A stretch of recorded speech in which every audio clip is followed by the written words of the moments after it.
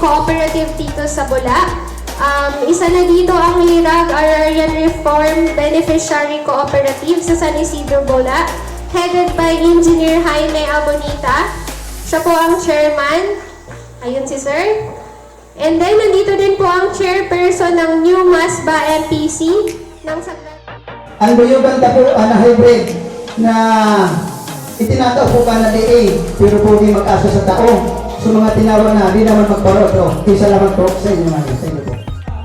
Ito ngayon talagang hindi tayo bumitaw, kaya ito ang napakaganda, napakasayang araw na ito po ngayon.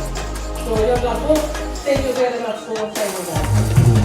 Gusto ko na lang po magpasalamat sa Indo Gabos na asin maghagad ng tabang na lalo pamindong pataason ang sa indong mga ani sa paggamit kang hybrid sa paggamit kang gabos na teknolohiya na itinutugdo kang mga taga-Department of Agriculture.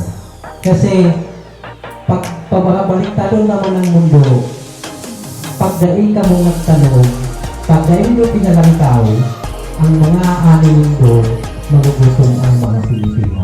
Kasi kamo po ang nagpapakatan ng mga tao sa Pilipinas.